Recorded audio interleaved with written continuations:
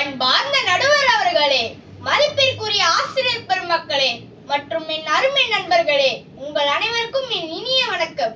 இன்று நான் இரக்கம் மனிதனின் உயர்ந்த பண்பு என்ற தலைப்பில் உரையாற்ற வந்துள்ளேன். இரக்கம் என்றால் என்ன?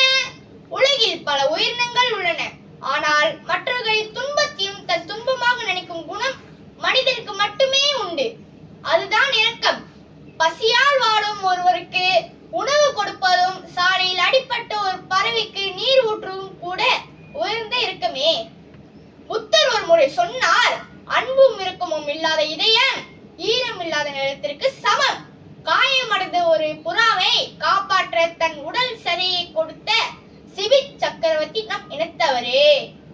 ஒரு சிறிய எறும்புக்கு கூட தீங்கு செய்ய நினைக்காத குணமே மனிதனை உயர்ந்தவனாக மாற்றுகிறது. நண்பர்களே, நம் பெரிய பணக்காரர்களாக இல்லாவிட்டாலும் பரவாயில்லை, ஆனால் அடுத்தவர்களுக்கு உதவும் நல்ல உள்ள கொண்டவர்களாக இருக்க வேண்டும். பள்ளியில் ஒரு நண்பன் உணவு இல்லாமல் கஷ்டப்பட்டால் அவனுக்கு உதவி செய்வதும் ஒரு வகை இரக்கம்தான்.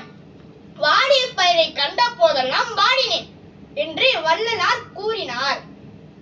நாமும் நம் வாழ்வில் மற்ற உயிர்களிடத்தில் அன்பு காட்டுவோம்.